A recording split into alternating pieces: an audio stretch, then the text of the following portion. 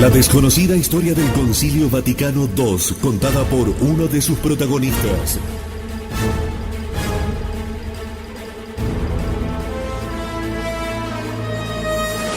El Rin desemboca en el Tíber, de Ralph Wilhelm.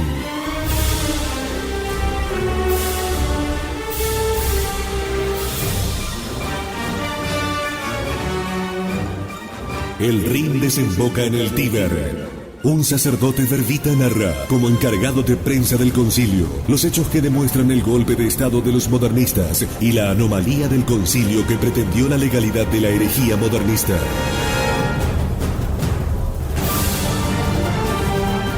Imprescindible para conocer la historia y entender lo que nos está pasando. El Rin desemboca en el Tíber. En la voz de Fabián Vázquez. A continuación, en Radio Cristiandad. 24 horas para que Cristo reine.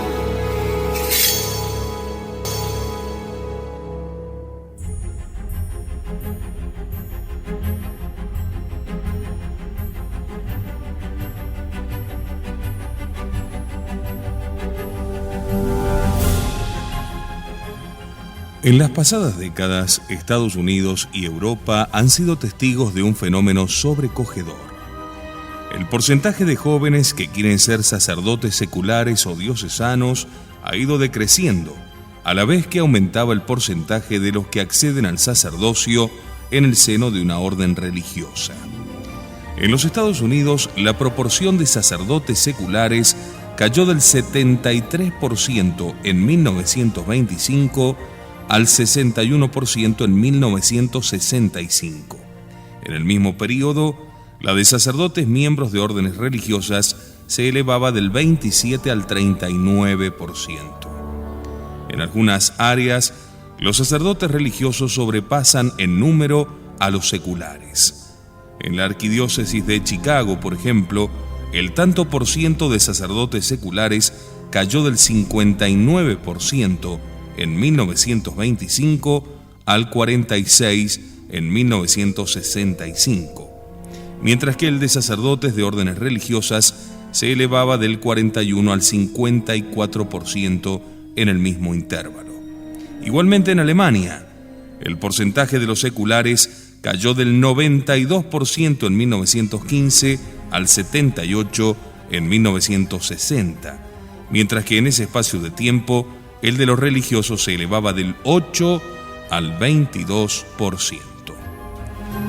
El obispo Karl Leiprecht de Rottenburg, en Alemania, miembro de la Comisión Conciliar de Religiosos, llamó la atención entonces sobre esta tendencia en aquella conferencia de Fulda de agosto del 63, observando que obligaría a los obispos a pedir a las órdenes religiosas más ayuda que nunca para el trabajo pastoral.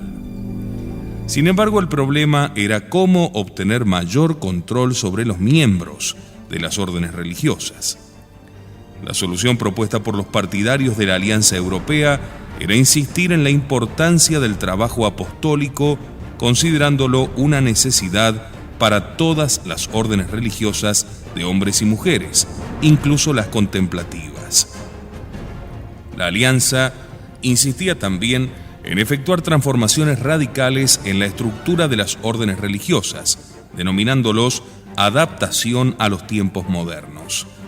Pero era tal el énfasis sobre el trabajo apostólico que a los ojos de las órdenes religiosas el fin que se proponían parecía casi puramente utilitario, sin consideración de la vida espiritual de la persona.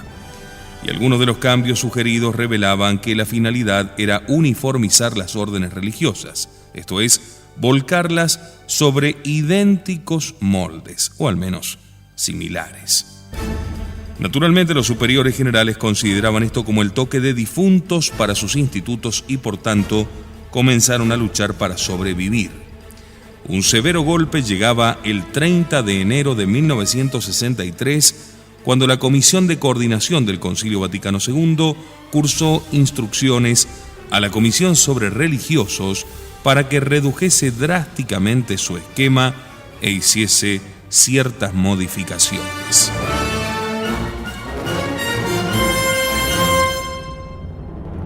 Las instrucciones habían sido preparadas por el cardenal Dafner, responsable en la Comisión de Coordinación del Esquema sobre la Vida Religiosa, como el cardenal Suenens lo era del esquema sobre la Iglesia en el mundo actual.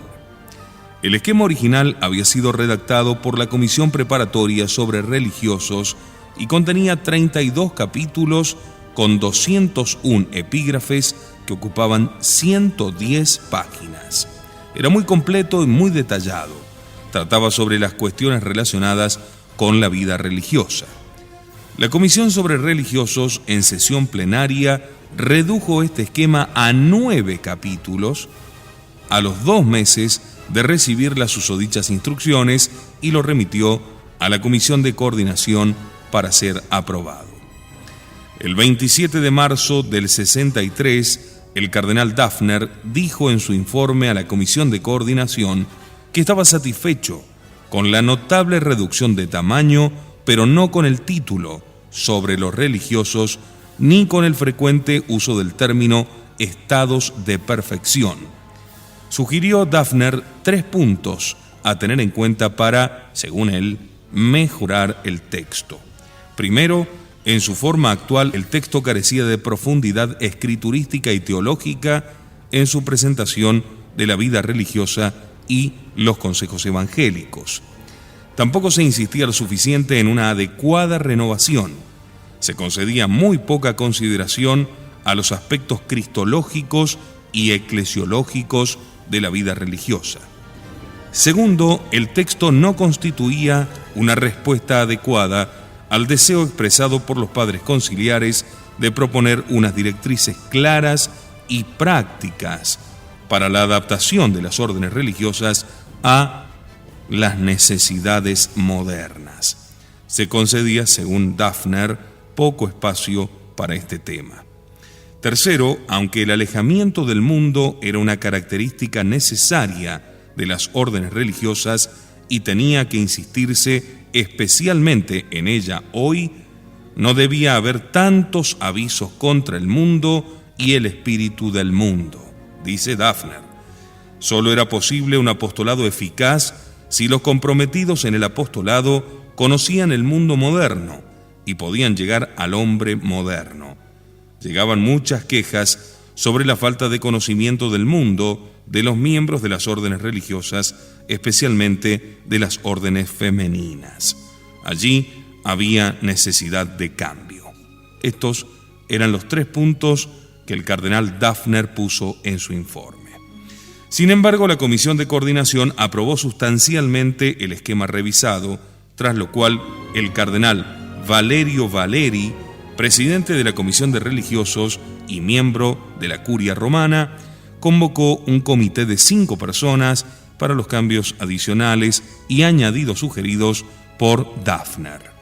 Canceló la sesión plenaria de su comisión, originariamente convocada para mayo del 63, considerándola ya innecesaria, y el 23 de abril presentaba el texto revisado al secretario general.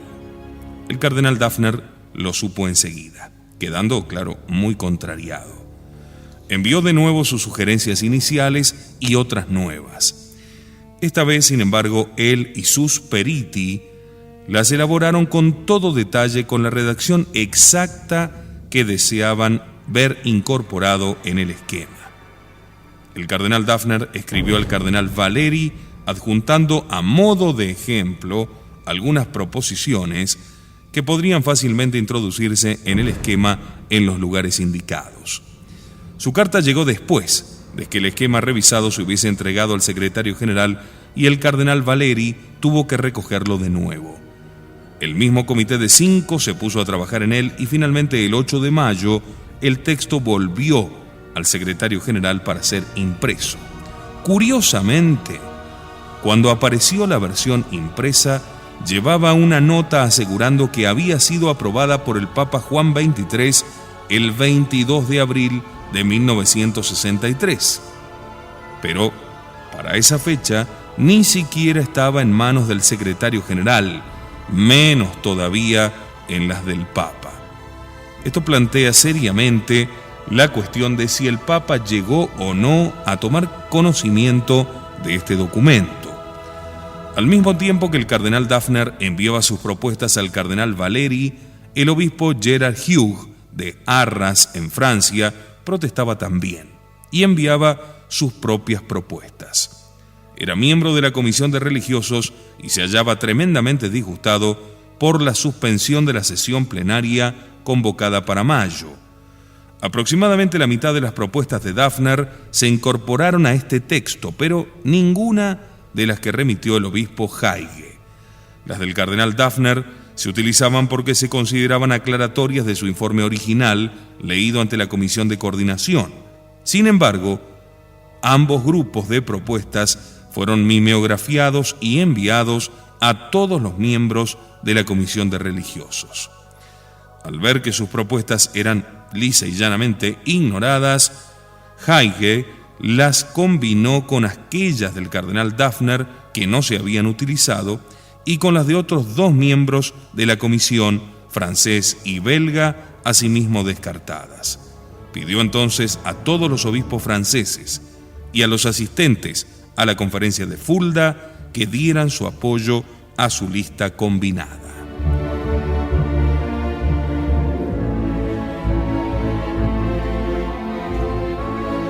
El obispo Leiprecht, que había sido comisionado por el cardenal Dafner para preparar un informe escrito sobre el esquema revisado de fecha 22 de abril de 63 para la conferencia de Fulda, sostuvo que los miembros de la comisión residentes en Roma y también sus periti que han editado el esquema abreviado ejercen un control excesivo y concluyó que el esquema en su forma actual no está todavía preparado para someterlo a los padres conciliares. No va suficientemente al paso con las necesidades de los tiempos modernos y del concilio.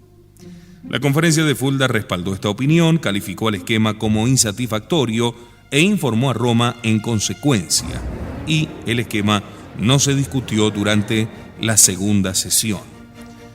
Hacia el final de la segunda sesión, el día 29 de noviembre, la Comisión de Coordinación encargó al cardenal Ildebrando Antoniuti, nuevo presidente de la Comisión de Religiosos, ya que el cardenal Valéry había muerto en julio, se le pidió que recortase aún más el esquema y que preparase también un apéndice recogiendo con todo detalle aquellas observaciones de los padres conciliares no aceptadas por la Comisión, junto con las razones de su rechazo.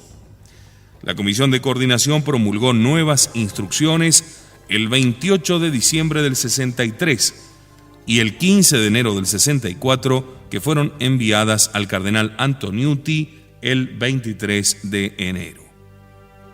El cardenal fue informado de que el esquema debía ahora reducirse a proposiciones que serían votadas en el aula conciliar, pero sin discusión. El cardenal Dafner envió todavía más propuestas el 24 de enero. Como resultado de estas instrucciones, el esquema quedó reducido a 118 líneas de proposiciones. La tercera sesión se abrió el 14 de septiembre del 64 y el 29 de septiembre la Unión Romana de Superiores Generales mantuvo una reunión para decidir qué actuación emprender en relación a las proposiciones. Estaba presente, entre ellos, un centenar de superiores generales. El padre Armand Le Bourgeot, superior general de los eudistas, leyó un informe detallado sobre el desarrollo de las proposiciones con un análisis de cada uno de los artículos. Su conclusión era que las proposiciones en su forma actual eran insatisfactorias, pero podían mejorarse. El asunto se discutió ampliamente, pero no se arribó a ninguna conclusión. El 7 de octubre, el Comité Ejecutivo de la Unión Romana se reunía en la Casa Generalicia de los Oblatos de María Inmaculada. Estaban presentes los superiores generales de los franciscanos, dominicos, carmelitas, benedictinos, los oblatos propiamente dicho, los maristas y los eudistas. Tuvo allí lugar un debate animado sobre qué política seguir y se acordó unánimemente no rechazar las proposiciones, sino más bien mejorarlas, proponiendo observaciones junto con los votos afirmativos. En su informe escrito a todos los demás superiores generales, afirmaron que un voto negativo masivo podría tener consecuencias desafortunadas, e indicó 4 puntos concretos que a su juicio debían ser enmendados. Al mismo tiempo aseguraban a los demás superiores generales que eran perfectamente libres de adoptar al respecto la postura que quisieran. También comenzaron a preparar las intervenciones sobre estos puntos y a redactar calificaciones para imprimir y distribuir antes de las votaciones. El 23 de octubre, el secretario general anunció que el informe sobre las proposiciones se distribuiría ese mismo día, así también como un apéndice al esquema que sin embargo no sería objeto de discusión. Cuando recibieron la copia impresa del informe, los padres conciliares se sorprendieron al encontrar incluida en el mismo folleto una versión corregida y más extensa de las proposiciones. Algunos de ellos preguntaron al secretariado de obispos, encabezado por el arzobispo Perantoni, qué pensar de esta nueva versión. El arzobispo convocó entonces al comité central, cuyos miembros decidieron unánimemente que las proposiciones eran aceptables. Prepararon una carta circular explicando sus opiniones y el 8 de noviembre la habían repartido a más de 1.100 padres conciliares.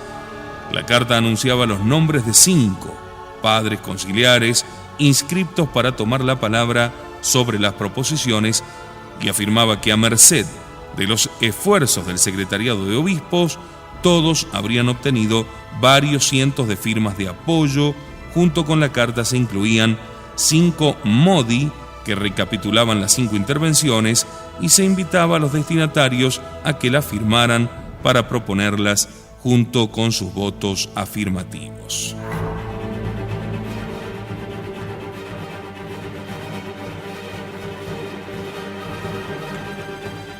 El 10 de noviembre, 2 días después de distribuida la carta, las proposiciones sobre la vida religiosa pasaban a discusión. Para entonces las proposiciones sobre sacerdotes y sobre las misiones ya habían sido rechazadas. Solo había tiempo para un orador aquella mañana, el cardenal Spellman de Nueva York, miembro de la Comisión de Coordinación. Spellman expresó su general satisfacción con el texto. Si se introducen en el texto algunas enmiendas y aclaraciones sobre unos cuantos puntos fundamentales, dijo, este esquema puede ser aceptado por el concilio como base para una genuina renovación de la vida religiosa en la Iglesia. Señaló que en realidad la modernización llevaba muchos años produciéndose en las comunidades religiosas. Ahora se trataba de una adaptación secundaria e incidental, no de cambiar la esencia misma de la vida religiosa. Había mucha confusión, dijo, sobre este punto. Añadió, recientemente se han escrito y dicho ciertas cosas sobre la vida religiosa y su adaptación a las circunstancias modernas, que parecen contribuir con esta confusión. Parecen olvidar y casi negar el especial testimonio de Cristo que supone la vida religiosa. En una palabra, dichas manifestaciones tienden a destruir la vida religiosa. En su propia arquidiócesis de Nueva York, dijo, había más de 8.000 mujeres consagradas a la vida religiosa y no pocas estaban incómodas por estas cosas que se están diciendo tan confusa, incauta e imprudentemente sobre la modernización de la vida religiosa en la Iglesia. Algunos padres conciliares y periti tomaron estas palabras como dirigidas a Suenens, que había publicado un libro al respecto, La religiosa en el mundo se llamaba el libro, y que recientemente había pronunciado conferencias en Estados Unidos sobre la vida religiosa. Para aquellos que desconocen, es justamente Suenens el padre del movimiento carismático, movimiento herético nacido en el protestantismo y llevado por Suenens hasta la cúpula de la Iglesia.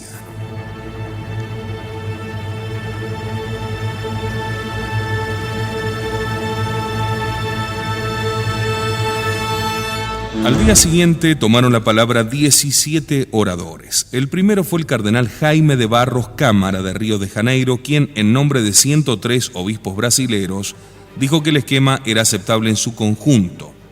Señaló que el aspecto doctrinal de la vida religiosa ya había sido desarrollado en el capítulo 4 del esquema sobre la Iglesia y que los deberes de los miembros de órdenes religiosas en el apostolado externo se habían discutido en el esquema sobre el ministerio pastoral de los obispos en la Iglesia.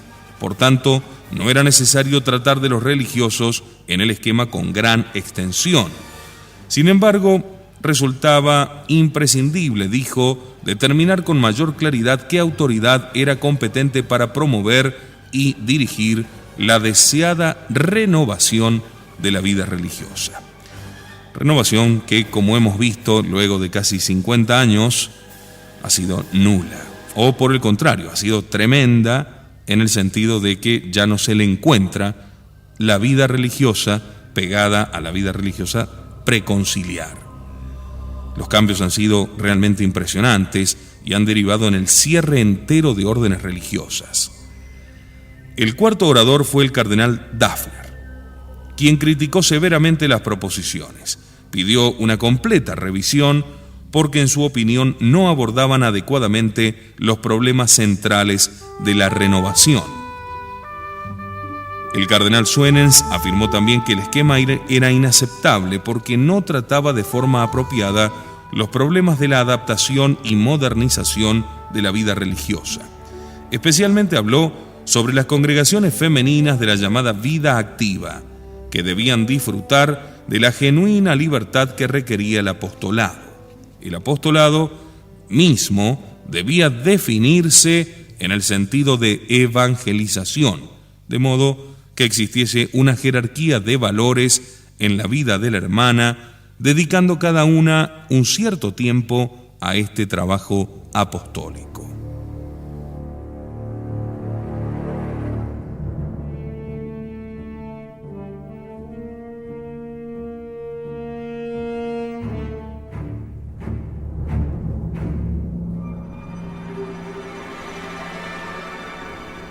A nivel práctico, el cardenal Dafner, parte de la tremenda revolución del Concilio Vaticano II, pidió que se elaborasen nuevas reglas para los conventos, de modo que cada hermana pudiese cooperar de forma activa y adulta al bien de toda la comunidad.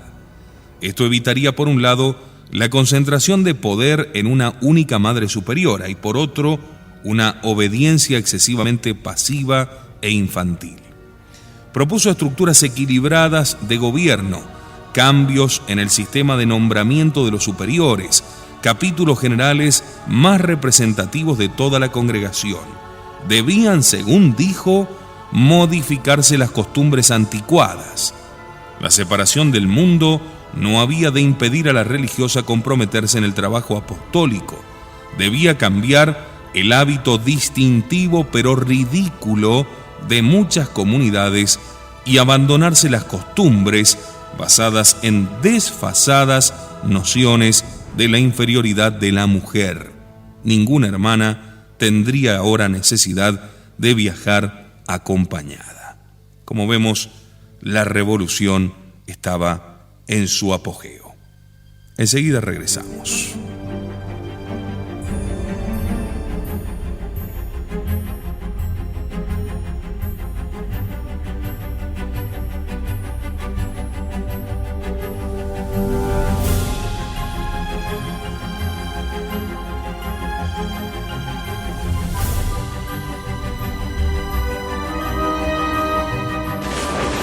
El Rin desemboca en el Tíber. En la voz de Fabián Vázquez. El Rin desemboca en el Tíber. En la voz de Fabián Vázquez.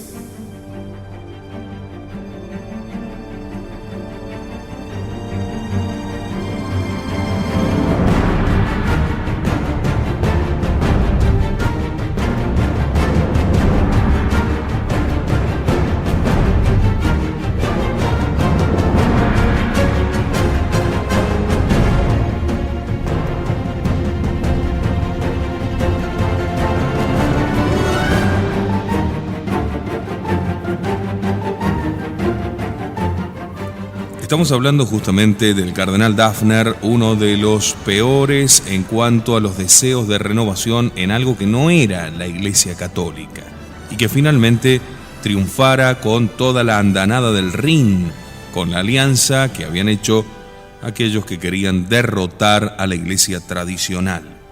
Hablaba de que había que cambiar absolutamente todo dentro del ámbito de la vida de las religiosas, especialmente, que debían modificarse las costumbres anticuadas, que había que abandonar las costumbres basadas en desfasadas nociones de la inferioridad de la mujer.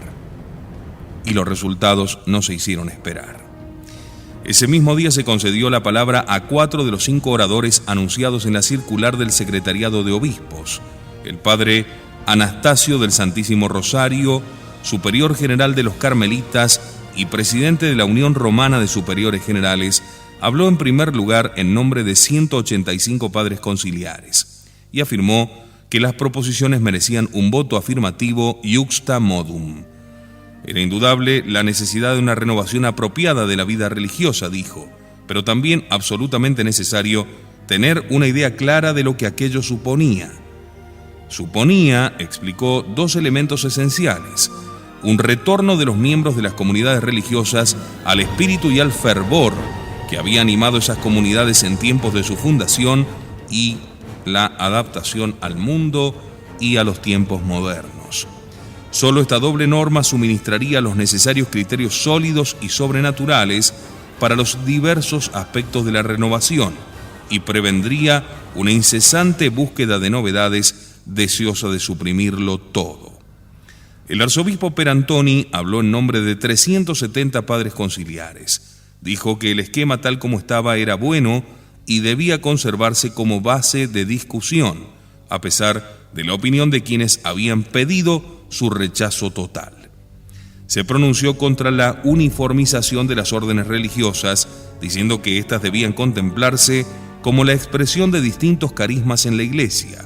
Pedía al concilio que afirmase su alta estima por la vida religiosa lega, pues las comunidades religiosas de hermanos y hermanas contribuían utilísimamente al trabajo pastoral de la Iglesia, educando a la juventud, cuidando a los enfermos o desempeñando otros servicios.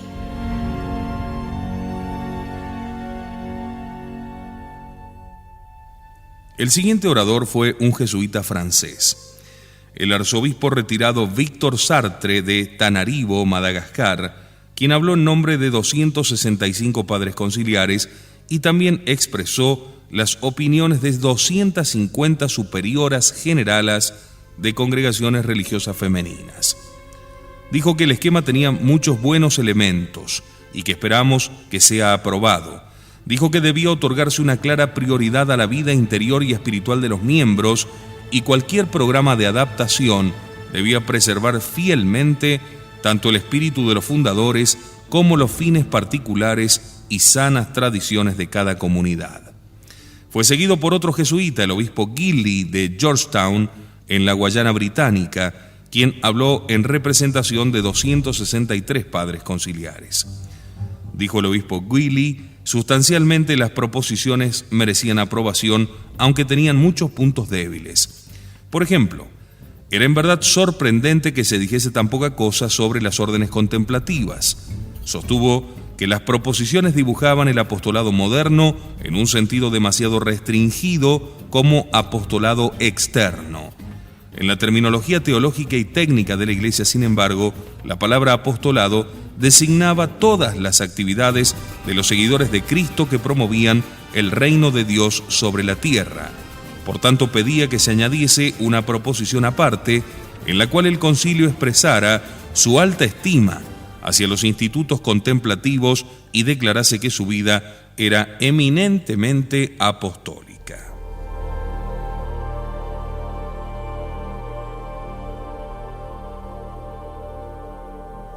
Al día siguiente, el obispo auxiliar James Carroll de Sydney, Australia, habló en nombre de 440 padres conciliares. Pidió un epígrafe especial sobre los hermanos dedicados a labores de enseñanza, subrayando así de forma práctica el carácter apostólico de los religiosos legos. Asimismo, sería oportuno que el concilio rectificase las ideas de numerosos sacerdotes y laicos que no aprecian a quienes abrazan la vida religiosa sin acceder al sacerdocio. Nunca en la historia del concilio una serie de oradores había recibido tanto respaldo. Era inevitable una reacción. El obispo Charouet de Bélgica anunció su completo acuerdo con la conclusión del cardenal Dafner. El padre Joseph Buckley, superior general de los maristas, en nombre de 130 padres conciliares, dijo que el esquema era simplemente insatisfactorio y debía ser completamente reescrito con la ayuda de periti, de mentalidad más moderna y de más amplia experiencia, en línea con la renovación promovida por el concilio. El obispo Haigué de Arras, Francia, expresó su caluroso acuerdo con todo lo que había dicho el cardenal Dafner, el cardenal Suenens, el obispo Charouet y el padre Buckley. Las proposiciones son inadecuadas, dijo, porque les falta espíritu, son demasiado jurídicas, demasiado exclusivamente occidentales y aportan muy poco a una verdadera renovación de la vida religiosa. Debe prepararse un nuevo esquema, dijo. Al tercer día se cerró el debate tras una moción del cardenal Suenens. Se habían realizado 26 intervenciones orales y 36 intervenciones se habían entregado por escrito. El secretario general pidió ahora que la asamblea votara la siguiente cuestión. Una vez que la discusión se ha completado, ¿desean los padres proceder a la votación separada de las 20 proposiciones que forman el esquema sobre una adecuada renovación de la vida religiosa? Si la mayoría votaba no, habría que preparar un nuevo borrador. Si la mayoría votaba sí, las proposiciones se conservarían y seguiría una votación de cada proposición de forma separada. ¿Por qué la Unión Romana de Superiores Generales y el Secretariado de Obispos querían que las proposiciones fuesen conservadas y enmendadas, mientras que los cardenales Dafner y Suenens, la Revolución, presionaban para su devolución? El motivo subyacente era la concepción notablemente distinta que uno y otro bando tenían sobre la vida religiosa y su función en la Iglesia. La Unión Romana y el Secretariado de Obispos comprendían que en una revisión completa del esquema, las ideas de los cardenales Dafner y Suenens conseguirían todavía mayor apoyo. También sospechaban que los cardenales podían tener preparado o casi un esquema alternativo para imponerlo en la Comisión de Religiosos. Así pues, conservar las proposiciones insatisfactorias y mejorarlas mediante observaciones se convertían a sus ojos en la solución preferida. Como me explicó un peritus del Secretariado de Obispos, estaba muy extendida la opinión de que la concepción del cardenal Dafner sobre la vida religiosa carecía totalmente de profundidad teológica, claridad y precisión. El cardenal Suenens dijo, mucho menos interesado en los problemas teológicos, parece pensar en los religiosos solamente en la medida en que sean útiles para un apostolado externo. En otras palabras, se pensaba que Suenens no concedía a la vida interior del religioso su propio lugar. Había extrañado a todo el mundo, añadía el peritus, que el cardenal Dafner atacase las proposiciones con tal vehemencia, después de haber sido él, en su calidad de portavoz oficial de la Comisión de Coordinación, quien insistiera con tanto énfasis en reducir el texto a las dimensiones que ahora tenía.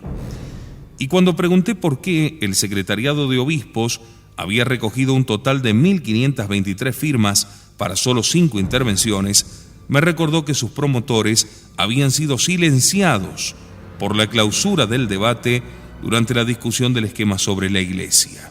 Habían temido que esto pudiera suceder de nuevo y creyeron que esos cientos de firmas forzarían a los moderadores a concederles la palabra, tal como efectivamente sucedió. Cuando se distribuyeron las papeletas el jueves 12 de noviembre, los cardenales Dafner y Suenens se encontraban seguros de su victoria. Durante días habían estado asegurando en privado a los padres conciliares que sin duda las proposiciones serían rechazadas. Pero para gran sorpresa suya, cuando se proclamaron los resultados, 1.155 habían votado a favor de conservarlas y 882 papeletas resultaban contrarias. Ante esta derrota, el moderador del día, el cardenal Suenens, no tenía otra opción que anunciar que la votación sobre las proposiciones tendría lugar el sábado y el lunes siguientes.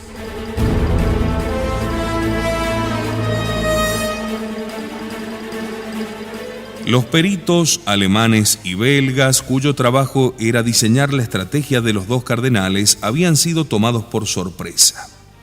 Impulsivamente sugirieron que se debía pedir ahora a todos los que compartiesen los puntos de vista de los cardenales que votasen negativamente a cada una de las 9 votaciones propuestas, rechazando de facto las proposiciones.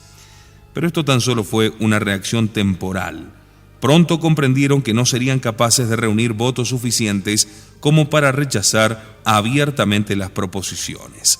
Esa táctica habría dejado las manos libres a la Unión Romana y al Secretariado de Obispos. Los periti de los dos cardenales decidieron entonces redactar e imprimir su propia serie de observaciones, imitando la acción emprendida 4 días antes por los periti del Secretariado de Obispos.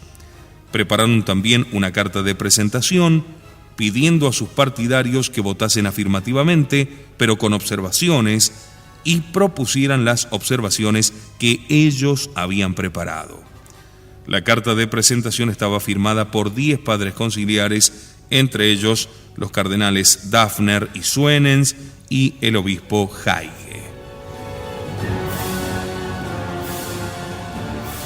El Secretariado de Obispos quedó muy satisfecho con muchas de las observaciones preparadas por los peritos de los cardenales Dafner y Suenens. Su oposición a los dos cardenales no era tanto por lo que querían incluir en el esquema, cuanto por lo que querían sacar de él. Entretanto, los periti del Secretariado de Obispos no habían estado ociosos. Como explicaban en una nueva carta fechada el 13 de noviembre, durante el debate en el aula conciliar, surgieron muchas cosas excelentes que con total seguridad pueden completar el esquema. Incluían en su carta un nuevo conjunto de 13 observaciones, entre ellas las 5 que ya se habían distribuido el 8 de noviembre.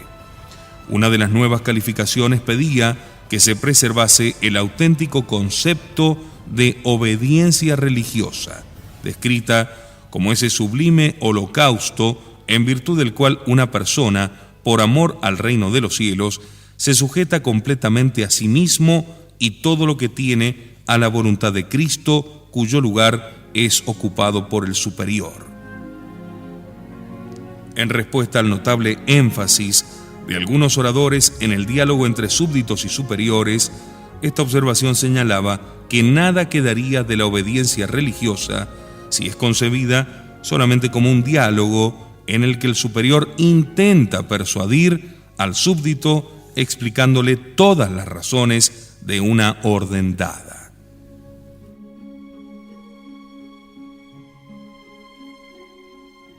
Los periti del Secretariado de Obispos distribuyeron sus observaciones a más de 1.100 padres conciliares la tarde del 13 de noviembre.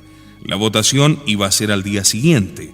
Habían esperado deliberadamente hasta el último minuto para que los periti de los dos cardenales no tuviesen tiempo de preparar contraobservaciones. En el escrutinio de las 5 primeras votaciones hubo un promedio de 930 votos afirmativos, 952 votos afirmativos juxta modum y 68 negativos. En la primera votación se recogieron 1.005 votos afirmativos con observaciones, el mayor número en todas las votaciones de la historia del concilio. De los resultados de la votación era imposible, desde luego, deducir si las calificaciones eran principalmente las del Secretariado de Obispos o las de los cardenales Dafner y Suenens. Hasta entonces, la norma había sido siempre que las observaciones debían proponerse en el momento de la votación, Pero ese día concreto, sábado 14 de noviembre, los moderadores decidieron que tales observaciones se podrían proponer incluso hasta el martes siguiente, siempre que los padres conciliares indicasen en sus papeletas que emitían un voto afirmativo iuxta modum. La razón de este repentino cambio en el procedimiento conciliar fue un fallo en el sistema de distribución del cardenal Dafner y del cardenal Suenens. Muchos de los padres conciliares que se suponía habían recibido las observaciones, en realidad solo habían oído hablar de ellas, pero no las tenían en su mano en el momento en que comenzó la votación el sábado por la mañana. Un examen de las observaciones mostró que las 5 que recibieron mayor respaldo habían sido preparadas por los periti del Secretariado de Obispos. En cuanto al resto, había prácticamente un empate con amplio apoyo para observaciones de ambos bandos. La mayoría entonces se incorporaron al esquema. El texto revisado y ampliado, ahora denominado decreto, volvió al aula conciliar el 11 de octubre de 1965, durante la cuarta sesión. Tanto los partidarios de las opiniones del Secretariado de Obispos como los partidarios de las opiniones de los renovadores, Dafner y Suenens, mostraron su satisfacción con el texto nuevo y votaron a su favor por 2.126 a 13. En la votación final, en la sesión pública del 28 de octubre de 1965, el decreto sobre una adecuada renovación de la vida religiosa recibió 2.321 votos afirmativos y solo 4 negativos. Y entonces Pablo VI lo promulgó.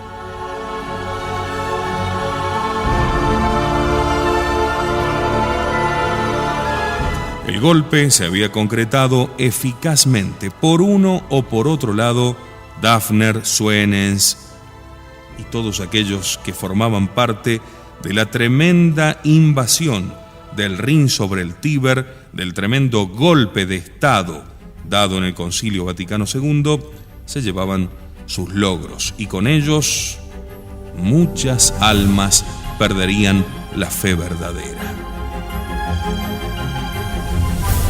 Muchas gracias por su atención. Será hasta nuestro próximo encuentro aquí con este trabajo del padre Ralph Wilhelm, una persona que estuvo dedicada a la prensa, un sacerdote verbita dedicado a la prensa en el Concilio Vaticano II y que vio todo de primera mano.